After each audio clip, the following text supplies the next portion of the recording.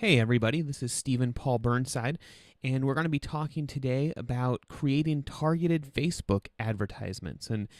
Facebook has gone through a lot of changes recently, and with the changes that are supposed to be coming up here in 2015, being able to create and utilize a targeted Facebook ad is going to be even more important for the marketer or business owner as we move forward. So we're going to start here. We are on my personal Facebook page. Now, this is, I say personal Facebook page. This is my business page. So this is my consulting page, and it is a business page. You can see where it says my name, Stephen Paul Burnside, and business person. Something to keep in mind is you do have to have a business page to be able to advertise with Facebook. So if you don't have that, you can go ahead and set that up. If you need help with that, you can go ahead and reach out to me. And if you are watching this video, please feel free to go to my page and like me, and we will.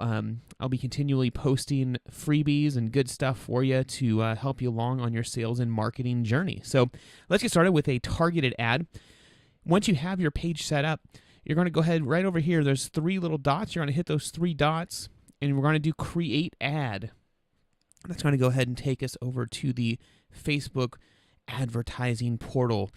And it's going to always pop up. Once we get into this portal, it's going to pop up on page likes. It always defaults to page likes. So that would be, if you're looking for more people to like your page. Now, the page that you just saw that I was on had in the high 60s numbers of likes.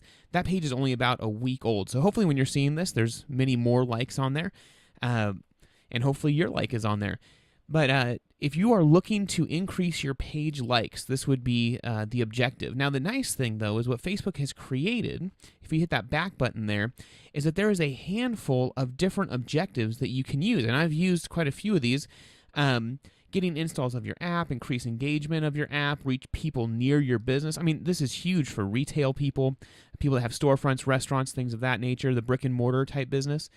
Send people to your website, increase conversions on your website. As a matter of fact, on the increased conversions, there's actually a piece of HTML that you can put on your website where it actually tracks the conversion, so you actually know what you're paying per conversion. And I've used to send people to your website.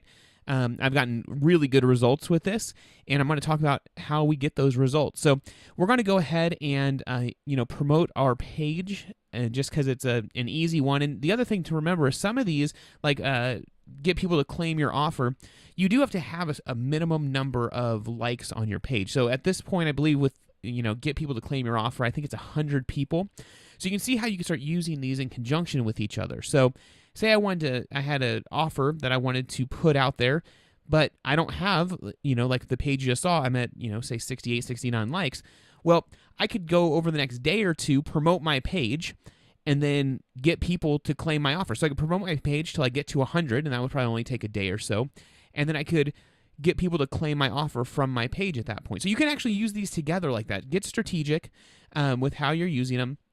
And with most clients that I work with, the battle plan is normally 2 or 3 ads running at the same time. So, I was talking to somebody that actually owns a nutrition and fitness store. We were talking about how they need traffic both to their retail store, but also to their website that they had just created. So, we're going to be using 2 or 3 different advertisements for them or methods here with them to be able to drive traffic. So we'll do a send people to your website, which is going to be a little more focused around the product. And then we're going to do, get people to actually go to reach people near our business, which is going to be a more locally focused advertising campaign. So we're going to use actually photos of the local area. So when people in that city see them, they're going to recognize them. They're going to know they're local. If they've never seen this store before, it's going to blow their mind that they didn't know there was a nutrition and health store right down the street from them. But for now, let's just do page likes, and we're going to hit continue. It's going to take us to the next page. Now, something that Facebook has done, if you think about it, Facebook really is probably the largest source of data on people in the world. Every time you like something, every activity you do on Facebook, all that stuff is tracked. And the benefit of all that tracking is that now we can advertise towards people that are for sure our customers. And that kind of came out weird, but we can make advertisements that get in front of people that either like or have past history of actions that we believe our target customer would take or the things that they would like. And I'm going to show you what I mean by that in a second. One thing to keep in mind while we're going through this ad is this audience definition portion over here. So you see right now we're at broad. Broad is pretty much, it's 178 million people. So that's because our only caveat right now is United States between the ages of 18 and 65. So Facebook is saying that in the United States, between the ages of 18 and 65, they have 178 million people that you could potentially reach. Now, obviously, that's going to be too broad because we're going to be paying for impressions and for clicks from people that obviously are not ideal customers of ours if we just say everybody in the United States. So we have to get a little more focused. So let's pretend for a minute that I'm trying to take my sales and marketing to San Diego. So I'm trying to get some likes from folks that are in San Diego. Because here's the thing. In 2015, the general thinking right now from the marketing community is that Facebook is going to be ratcheting down the amount of organic likes a single post will get from a page post, so a business page post. So right now, if you've had a business page for a while, probably 2 years ago, you would put out a post and almost all of your fans would see it. Well, now you're only getting about 20 to 30%, maybe a little bit more, of those fans that are seeing any given post that post is actually getting put in their stream. So if you have 100 fans, just to make the numbers easy, and you post something on Facebook, outside of your fans sharing it or liking it, kind of getting it in their own stream, only 20 to 30 of those fans are going to see that. Well, the general consensus is that by beginning of February 2015, that's going to be ratcheted down even more to where it could be as little as 0 people see a post that you put out there unless you pay for it. Well, the beauty is that paying for it just to get to your fan base is not going to cost you much, and it's going to be very focused. So, there's a lot of negatives with the pay-to-play model from the business standpoint that has to pay, but I try to look at the positives that, yeah, they're making us pay, but at the same time, they are giving us the opportunity to narrow down who is seeing our ad to make sure that only people that we truly want to see it can see that ad. So even within our own group of people, we might say, well, I just want the people between the ages of 18 and 25 within my fan base to see this specific ad. I mean, we can really narrow it down. We're not going to do that. We're going to actually go back to our example of pretending that I am looking to grow my San Diego market, and so I'm just trying to get some fans in San Diego. So the first thing I'm going to do is I'm going to add a location here. So let's just put San Diego, and I'm San Diego, California is what we'll do. And you can see, click that, and we have that. And you can see it pulls up San Diego plus 25 miles, and that's awesome. Now, the problem is I have now a potential reach, a much larger, still a huge potential reach because I have not removed the United States. And so I'm going to go ahead and remove that, and then I'm going to type in San Diego again.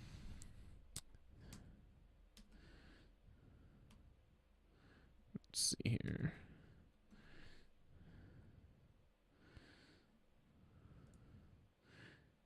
And sorry, my typing has never been a strong suit, so let's try that one more time. San Diego. There we go.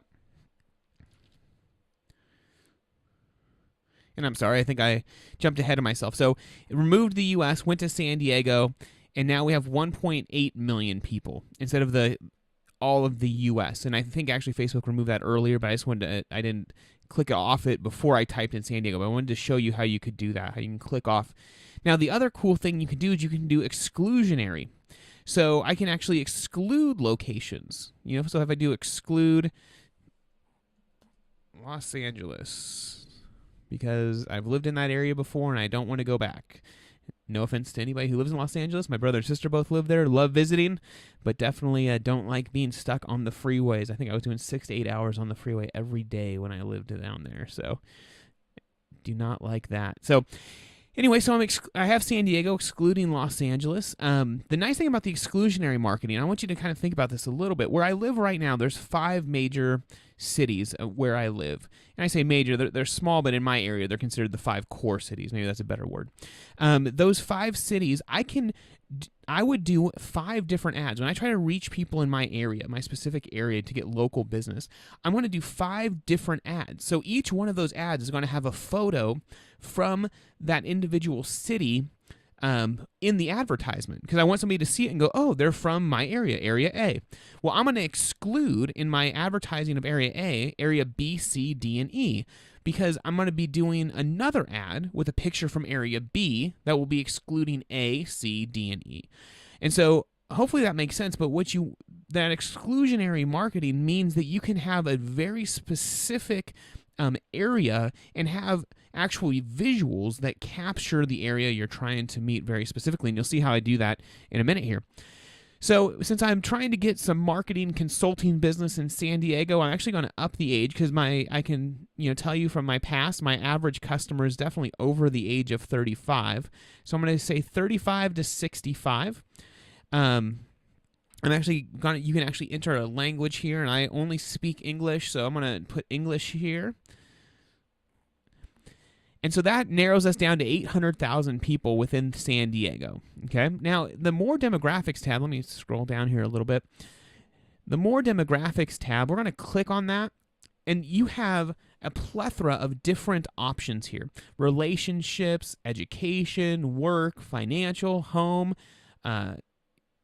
ethnic affinity, generation, parents, politics, life events. Now, think about the possibilities that all these could provide. Say you own a gym or a personal training facility. Now, I know when I was getting married, I've been married about 8 years, but I remember during the pre-wedding, during our engagement, both my wife and I were both trying to lose a couple pounds to fit into the dress and tux that we have acquired, that we probably got a little smaller in hopes that we would be smaller than we were when we actually got married. But that being the case, if you owned a personal training facility, maybe you go to a relationship and choose people that are engaged, because most likely, and most engaged people that I've talked to and know, are trying to lose a couple pounds before the wedding. So how great would that be? You could just do relationship, life events, things of that nature, where you can really dial in who are the people that your company is serving, and now we can narrow that down. I'm going to go to work, and I'm going to do job titles for what we're talking about, because really, for me to be, to be targeting business owners is really going to be beneficial. Now, right here, where it says add job role, I'm going to say owner, and it's going to say business owner.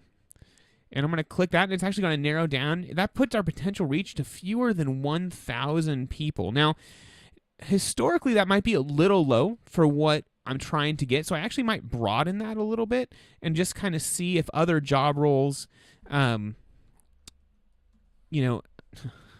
roles, not language, which I already did. There we go. Let's see if we just do owner. Let's see if there's more that come up with that. So we're at 6,000 people, so I'm good with that. You can see when it was down to 1,000, this needle was all the way over to the red, saying it's pretty specific, maybe too specific to get a good cross-section. So sometimes I'm okay with that, especially if I'm doing something very, very specific, but I do like to be kind of in this sweet spot of the needle. 6,000 to 15,000 people, that's always a great number. Now here's the other thing, interests. Now, the great thing about interest is anytime somebody likes a book, a movie, a celebrity, something like that, Facebook tracks that. So, if you had a music shop and you had a ton of Bon Jovi memorabilia that you were trying to sell, you could type in Bon Jovi, and you could click right there. There's 28 million people on Facebook that like Bon Jovi. And so you could say, if I'm looking for people that are just Bon Jovi fans, then you could do that and have 28 million people. Now, with what I'm trying to do, with trying to just get San Diego people that are interested in marketing, I'm going to go ahead and not put anything there for interest. Although I could, let's take a look at if I put, marketing right here. Let's see how many people that puts it down to. These are always kind of fun. So 1,800, and once again, it kind of takes it down to that specific, too specific for for the ads to really get traction. So we'll take that away. Just want to, it's always fun to kind of test these things and see what comes up. Behaviors. Now, this is another great opportunity for you to narrow down your audience a little bit more. So, here's the thing. Just the second one here, charitable donations. I've done a lot of work with nonprofit organizations, and we're always looking for ways to get people involved. Well, right here, Facebook is giving you essentially access to people that have donated some way to charitable organizations. And you can either do all charitable organizations, which will give you 42 million people, or you can actually scroll down and it has kind of a, animal welfare, arts and culture, children's interests, environmental, health, political, all of that. So if you run a nonprofit organization or are doing marketing for a nonprofit organization, this could be huge because this can get you right in front of the people that already have interest in supporting nonprofits, but could also be specifically supporting a nonprofit that in the vertical that you're in. Digital activities, expatriates, financial, mobile device users, if you have an iPhone app, something of that nature. Purchase behavior. Think about that. Purchase behavior, food and drink, if you own a restaurant, health and beauty, home and garden. One of my favorite things here is you can type in online, and it's actually going to pop up online buyers or online spenders, active online spenders. If you have a web store, if you're selling a product online, how great would it be to know that every single person that your ad is getting in front of, bought online. So if I had a Bon Jovi web store, I could go up here and do, I would ditch San Diego. I just do everybody, and then I have an interest of Bon Jovi who buy online. Then I know I'm in front of people who love Bon Jovi, or at least like them enough to like them on Facebook, and actually do spend online. So those things are very, very critical to a specific advertising campaign. Now, I'm not going to put anything there because really I'm not super interested in those types of situations, and I'm already down to 6,000 people, which are business owners in San Diego, and really that's my core market. So one thing I want you to take away from that is, it could take you one or two of these descriptors to kind of narrow down your target enough. It might take you 5 or 6 to narrow it down enough. The key here is that you use what you need to use to narrow it down. And if you're running 2, 3, 4, 5 different advertising campaigns, you might have 5 different advertising campaigns running, each of them very, very, very specific, each with a target of, say, 2,000 or 3,000 people, maybe 6,000 people, as opposed to one campaign with a target of 10,000. Then you'll be able to track those and see which campaigns are doing the best for you. So connections, here's another option you have here with connections. You can do only people connected with yourself, which would be your fans. Advanced connection targeting. I'm sorry, this is only people not connected with me because I can't do connected because I don't have enough likes yet on that page. But once I get enough likes, I think it's 100 for this one, you can actually hit that radio button also. So right now I can do all of it, or I can do just, like if I'm looking for new fans, which is what I'm doing, I only want people not connected with me yet because I'm not really interested in, finding people. So if somebody in San Diego in this market, so right now potentially reach 6,000 people, if somebody likes my page, it's going to take them out of the cycle of getting those advertisements. So that's super helpful because you're not paying for impressions for that person multiple times once they've already liked your page. So now we get down here to how much do you want to spend? And there's a couple of different ways to do this. There's a per day option and there's a lifetime budget. So basically, say I want to run this for a week. Now, I can either say, and I'm going to just use a dollar metric to make it easy. If I want to run it for a week, I can either do a per day budget of $1, or I can do a lifetime budget of $7. Now, the benefits of both, there's benefits and takeaways from both. The benefits of the per day is that you're going to get advertisements in front of people every day that you're running the campaign. The downside of the per day is once the dollar's gone, the dollar's gone. So there might be people that would like your page, but they're not going to see your ad because the dollar's gone. The lifetime budget, you're going to spend the same amount. So we're going to put $7 in there. Now, the downside of that is you want to run a campaign for a week. Well, you might get a whole bunch of traction on day one and their $7 is gone. So now you have nothing running for the rest of the week.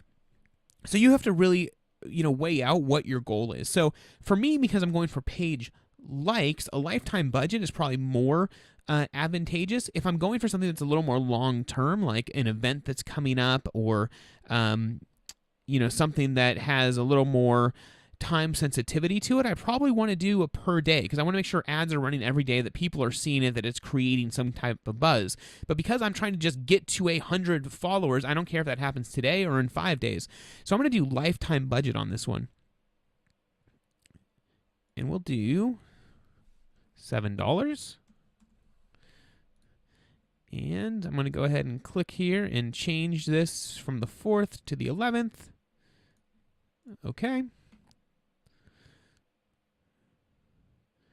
And there you go. And so it's telling me that for $7, my estimated daily reach, is going to be 120 to 320 people. my bid will be optimized to get more page liked, and that's, get the most likes at the best price. You'll be charged for impressions.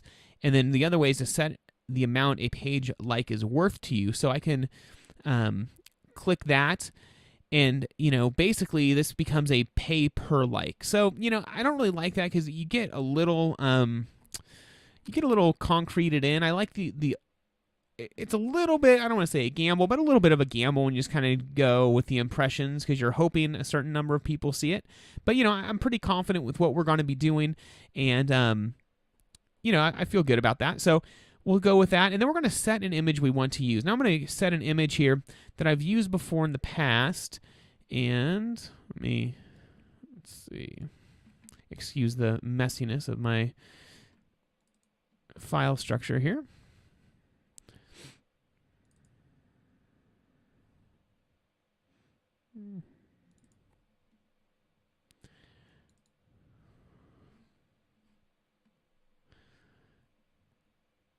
And we're going to upload that image. And you're going to see that this image that pops up is actually very specific to San Diego. And this is one of my big takeaways for targeted Facebook advertising. So we can get in front of the right people, but without creating an advertisement that strikes a chord in them, we're just, honestly, we can just be wasting our money. I mean, I've worked with people before in the past, and they have a great advertising. They're offering a great service, a great product, but their advertising just looks generic and kind of dull, and nobody really clicks on it. Their click-through rate's really low, and they're not getting a good cost per cost per impression.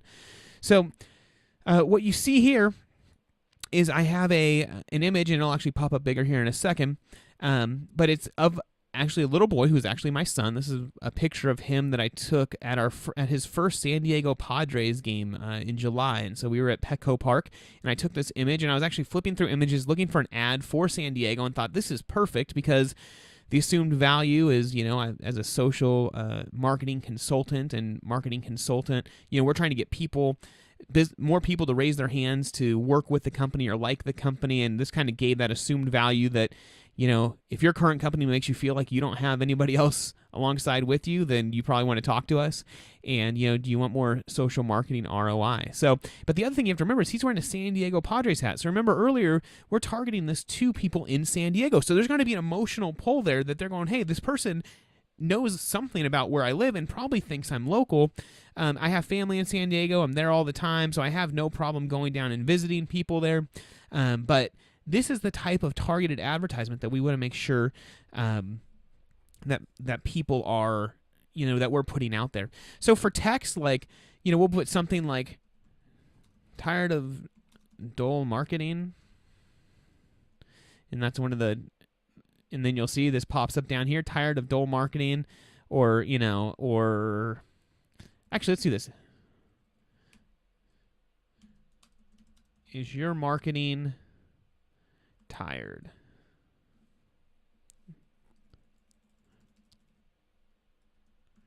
I'm just kind of coming up with this off the top of my head. I use verbiage somewhat like this in some of my campaigns, but I just want to kind of give you a picture here of what it looks like. And so there you'll see that shows up right here. Is your marketing tired? Or, you could put something like need more friends, social friends, or something like that. Headline, we can leave that Stephen Paul Burnside. We could put, Burnside marketing consultants.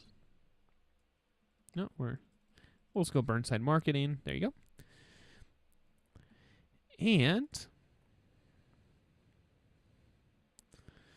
then landing view. So we have timeline and photos. Now we'll stay on timeline here.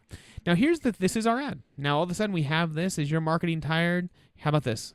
Like us to get tips and tricks to bring it alive. I like that.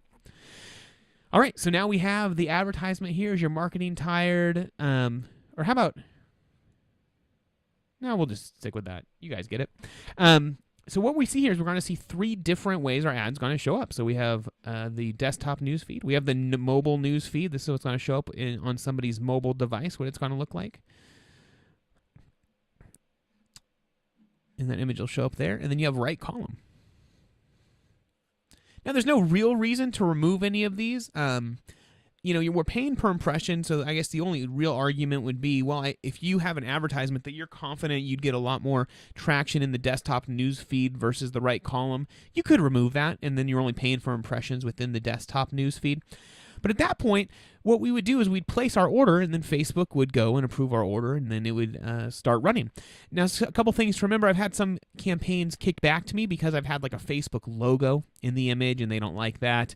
If there's too much text on the image, they actually won't like that either. I think it's more than 20% of the space. If it's text, that it'll get kicked back.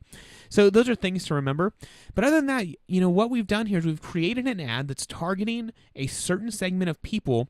But we're not just using a generic image either. We're using an image that we know is going to resonate with those people also. And that by far is the biggest power trick that I can give you, is that use an image that the people you're targeting are going to resound with. So that is the basics for Facebook targeted advertising. Feel free to like me on Facebook. Like you saw my page there. It's facebook.com/SP Burnside. That's S as in Steve, P as in Paul, BURNSIDE. You can go ahead and follow me on Twitter at SP Burnside. I would really appreciate that also. And if you're listening to this and you have any questions, definitely feel free to reach out to me on Facebook or on Twitter, or you can reach me at my email address, which is steve@burnsidemarketing.com, steve@burnsidemarketing.com. I hope you guys enjoyed this. If you did, please, if you enjoyed it, if you learned something, I'd love to hear from you. So feel free to email me or post something on my Facebook wall and let me know what you learned. And if there's anything else I can do, anything else you want me to go over, just let me know. Thanks so much, and happy marketing.